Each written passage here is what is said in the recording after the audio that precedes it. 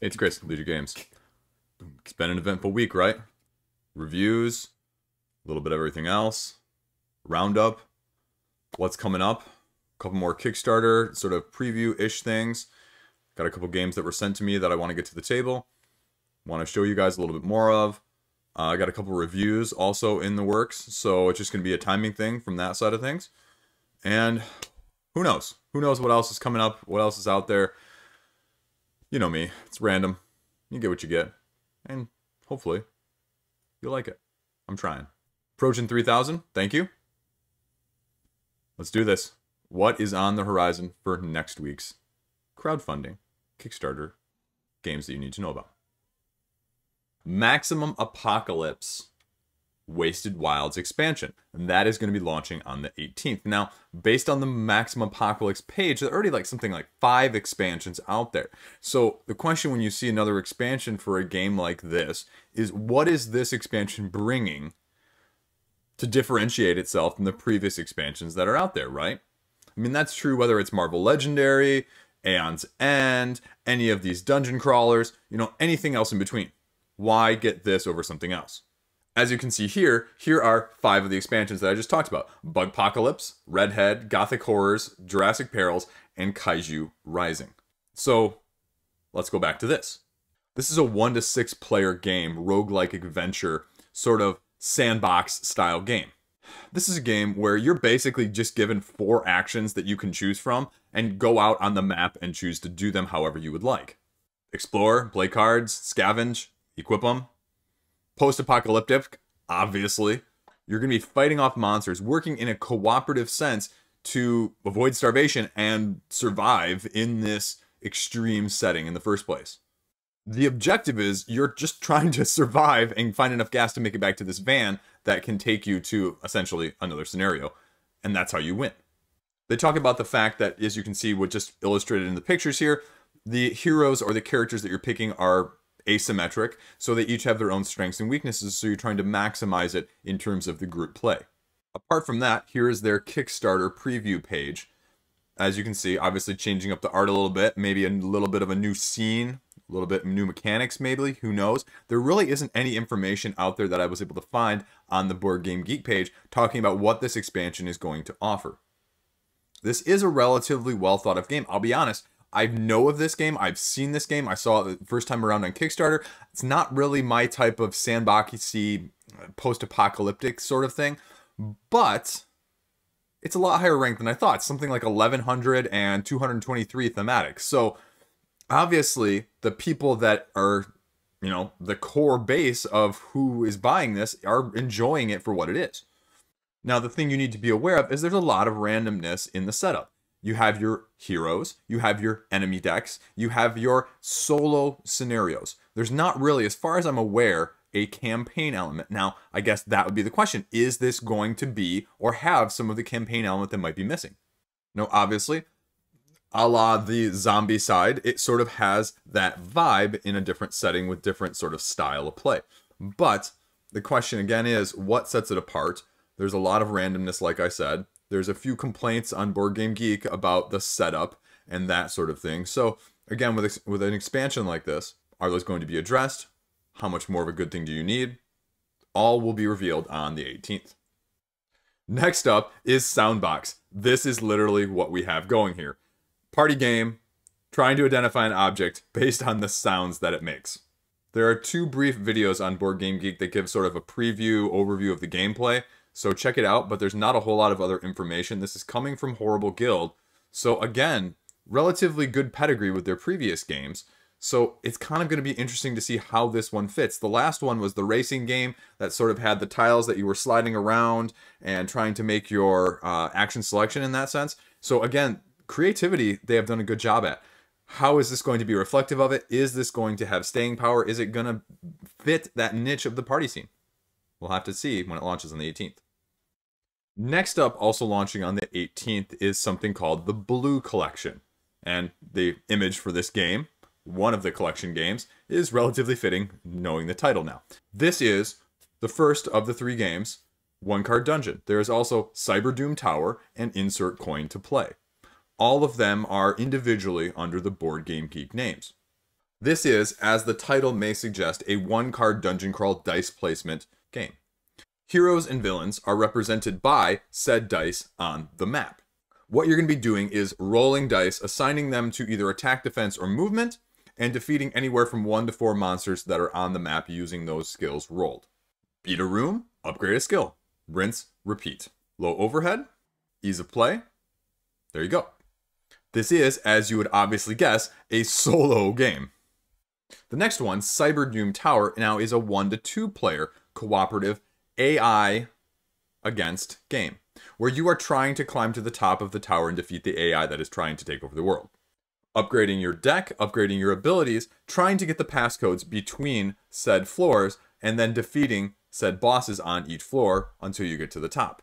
The more time you spend beating each floor, though, the harder the game gets. Here, you can see a little bit more of what you're going to be doing in terms of the power-ups and the iconography. Last up in this trilogy is Insert Coin to Play. Now again, different type of game. This is a 2 to 6 player game. This is a completely different style of game than the other two. Whereas the other two are more crawling, this is more of your roll and write.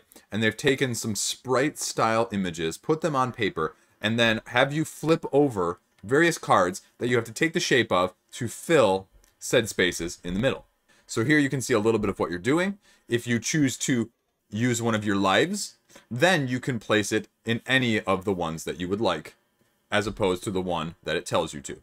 Complete bonuses, unlock the most levels in terms of these little pads, because you can see also that each one of them, they have a level under them, level 1, level 2, level 3. Get the most score at the end and win. This is from Little Rocket Games, launching on the 18th. Next up, launching on the 19th, is Pilfering Pandas, which is a great name, kind of like Hyperspace Kraken. This is a 1 to 4 player game where you are pandas trying to escape the zoo. Now, what you're trying to be doing in this game is trying to get the supplies that you need in order to escape the zoo in the first place, because the zookeeper is onto you and you need to collect all your resources and trade them in appropriately to get what you need to escape. This is a classic remake of Rummy. Now, they talk about the fact that you're going to be making sets, making runs, just like you do in Rummy. However, the difference being in this game, your discard pile, cards that you take that you do not want, that you are getting rid of, is no longer just a discard pile. It is a pile that is face up, that everyone can see, that to pay a price, they can get a card from there that would be useful for them. They also talk about the fact that not only can you get one card, you can get as many cards as you want, and you're trading these sets or collections in to meerkats to get the resources you need. However, the other nuance and the other difference in this game, they say, is that not only can you play these sets, but these sets have ramifications because it is otherwise a relatively straightforward game. What you play limits what you are able to play in the future, making the game harder as you get further. There's no video or rulebook on Board Game Geek, but as a different sort of set collection, card-based game with a little bit different spin of the Rummy, we'll see what it looks like when it launches on the 19th. Next up, launching on the 19th, is Reincardnated. This is a unique 2 to 4 player card game where you start off as a plant, and you are, through the mechanism of reincarnation, trying to make your way up the food chain, up the evolutionary tree, in order to become human first at the end. You're going to gain karma points in order to do so by evolving and changing, and that's going to allow you to go up specific trees or patterns or paths of your choice. They have designated cards life purposes as your sort of secret objective goal, and there are going to be cards that are going to affect how the others are able to reincarnate as well. Here you can see some of the 54 unique creatures, animals, species, living things that you have the possibility of being reincarnated as. There is also a rule book on Board Game Geek if you want to get an advanced look of what this game is going to be playing like. I won't go into much more detail about the rulebook this week, but you can be guaranteed that I will give you a little bit more gameplay depth next week after it launches. The main action mechanisms, though, of note, are that you're going to be able to do one of two actions on your turn. Either play the karma cards that are going to allow you to do more, or go up to the next reincarnation level. The interesting thing here is if you take a look at the rulebook very quickly, I know I said I wasn't going to do it, but here I am anyway. 3 types of beings that you can reincarnate to. The preferred reincarnation form, the lower one, or a lateral move. So that is going to affect your strategy because it also affects how many other karma cards that you're getting or drawing at the same time. If that sounds intriguing, check it out when it launches on the 19th. Next up, skipping a day, going to the 21st, is Squaring Circleville. Now this is based off a real town in Ohio that was built in circles, and they tried to remodel it into more orthogonal streets. You are using area majority rondel type mechanisms in order to dismantle and then reorganize said city and its infrastructure. Now, there's not a whole lot of other information out there except the fact that it sounds like they're going to have a tabletop simulator mod. There are no videos, there are no rule books right now on Board Game Geek, but here you can sort of see what the board is actually going to be looking like and how you're going to be set up. Here are several of the boards that you're going to be using in order to get more actions, more abilities by the end of the game so that you can gradually do more and more and more each turn in terms of the reorganization. Victory points, obviously, depending on what you're doing, how you're doing it. And here you can see a little bit more of a copy of a physical prototype in action. This is going to be an interesting one. It's definitely a unique theme. Definitely looks like it's got you some unique mechanisms. So we'll just kind of have to see what it actually entails when it launches on the 21st. Now, also launching on the 21st is Prison Architect Cardboard County Penitentiary. Now, this is based off the same console PC game where you are managing and trying to manage profit off of the best prison for profit. Now, the theme, again, is going to be probably a little bit controversial because I definitely think you're going to have people out there that are either going to be interested in it, or I think you're going to have people that are going to be turned off right away. But it's based off a video game. This is not just something somebody just recently thought up. This is a 1 to 4 player game where you are trying to, as I just mentioned, build the best prison as one of the wardens that the governor could ever hope for. Not that governor. I know you're thinking Walking Dead. I always think Walking Dead when I hear governor, but different governor. Simultaneous bidding on categories of rooms, of tiles that you are going to be laying and placing. So there's an auction mechanic included as well. Sort of has a little bit of the Castles of the Mad King Ludwig vibe in that sense, that then you are taking said tiles and arranging them accordingly to maximize the efficiency and the points.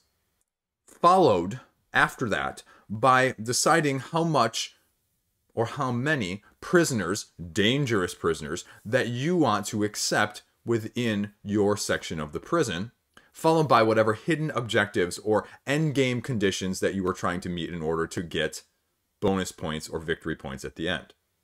They have a little bit of artwork on Board Game Geek so you can see a little bit of what this is going to look like. Also, PSC Games has their website up as well if you want to check it out. Now, there is a pre-launch page, but there is no preview of it currently, though. And going to the website now, it appears that that date earlier was wrong. And it looks like, actually, they're going to be launching on the 18th, along with all those other games that I mentioned at the beginning. But overall, when I read the description, talking about the setup, allocating your funds, meeting your tiles, matching them around in the right areas, it gives me sort of a Dinosaur Island meets Castles of the Mad King Ludwig vibe in terms of, trying to corral those dangerous dinosaurs, but also trying to create the best park and, trying to match up the rooms with the Castles of the Mad King Ludwig. Now, is that an apt comparison? I have no idea because there's not a whole lot of information out yet. But it'll be interesting to see how this is received when it launches now on the 18th. Since we're already hopping back to the 18th, let's not forget about the Eldfall Chronicles. Now again, this is a skirmish-style miniature-based game.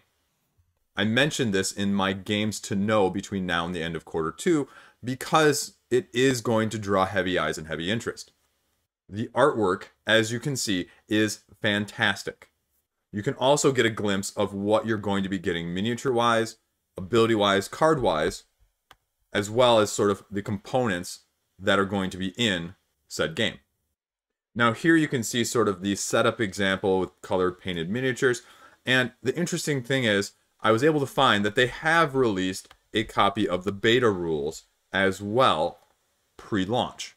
So if you really want to take a look at this, they are available online so that you can see a little bit more of what this game is going to be, how it's going to be different, and what you need to know about it, especially if it's a heavy miniature-based game and skirmish, so the price point is probably going to be relatively higher too. Now the key thing here is, reader beware, this is a 44-page rulebook. This is not going to be necessarily light reading. They even make a disclaimer at the top like, hey guys, this is going through every single mechanic in the game. So if you want to kind of get a better understanding, here, let me explain the flow to you, get the general gist of things, and then hack things out after you get the general gist, because otherwise if you try and read this, it might be a little overwhelming, especially if you're not used to reading things like this. Because gosh knows, when I started reading rule books 6, 8, 10 months ago for stuff like this, it was overwhelming. It was too much at once. So this is definitely a learned skill. And so if this interests you, though, it's really interesting and really intriguing to see that they are going full out with this. This is not hiding behind the walls of, we'll release it later, like you tend to see with some of these more complex games or more miniature-heavy games. So it's really refreshing to see the fact that they are going to be having this out up front. Now, again, it's a miniature-based. It's going to be skirmish. And so that's either going to turn people on or turn people off. And what's the price point going to be?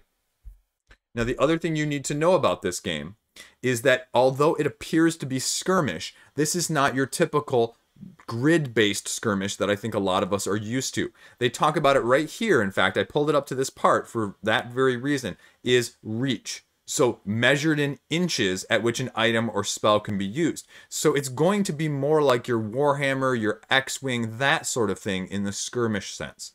And again, that is either a turn on or a turn off, because I think a lot of people can be divided on that issue of what you expect and versus what you want. Because clearly this is going to have a higher overhead in terms of play, like a lot of those other more complex skirmish battling games, than say something with a grid-based scheme in the first place.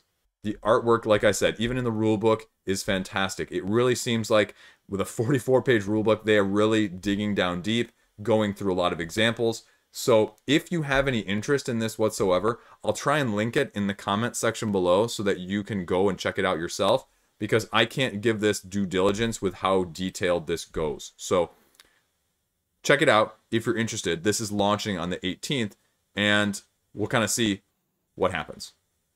Last up, the first release from Rose Gauntlet Entertainment is Keystone North America. Card drafting, pattern building, tile placement, ecosystem, ecologically friendly, descriptive type game. Now, if you go over to Rose Gauntlet's website, they talk a little bit about you and your fellow friends playing the game or taking the role of biologists to building this ecosystem through the placement of these cards to create your tableau, essentially. Now you can go head-to-head versus sort of multiplayer, or you can do a narrative adventure that takes you across North America in some sort of field journal type experience.